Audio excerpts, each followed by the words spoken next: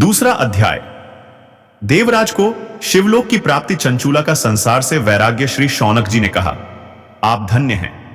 सूत जी, आप परमार्थ तत्व के झाता हैं। आपने हम पर कृपा करके हमें यह अद्भुत और दिव्य कथा सुनाई है। भूतल पर इस कथा के समान कल्याण का और कोई साधन नहीं है। आपकी कृपा से यह बात हमने समझ ली है। सूत जी, इस कथा के द्वारा कौन से पापी शुद्ध होते हैं, उन्हें कृपा पूर्वक बताकर इस जगत को कृतार्थ कीजिए। सूत जी बोले, मुने, जो मनुष्य पाप, दुराचार तथा काम, क्रोध, मद, लोभ में निरंतर डूबे रहते हैं भी शिव पुराण पढ़ने अथवा सुनने से शुद्ध हो जाते हैं तथा उनके पापों का पूर्णतया नाश हो जाता है। इस विषय में मैं तुम्हें एक कथा सुनाता हूं।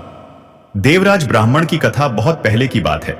किरातों के नगर में देवराज नाम का एक ब्राह्मण रहता था।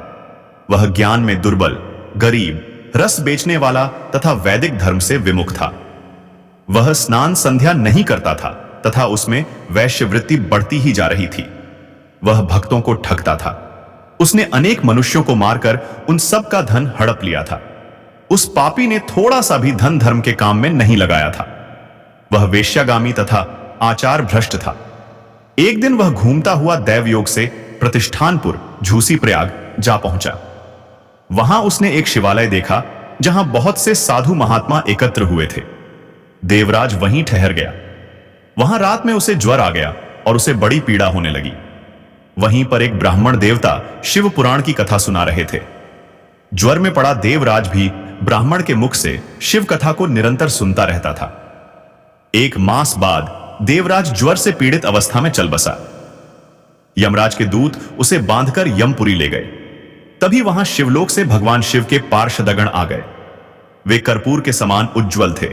उनके हाथ में त्रिशूल, संपूर्ण शरीर पर भस्म और गले में रुद्राक्ष की माला उनके शरीर की शोभा बढ़ा रही थी।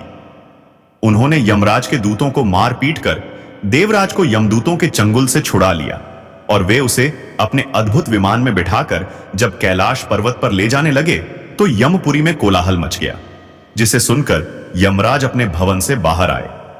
साक्षात रुद्रों के समान प्रतीत होने वाले इन दूतों का धर्मराज ने विधिपूर्वक पूजन कर ज्ञान दृष्टि से सारा मामला जान लिया।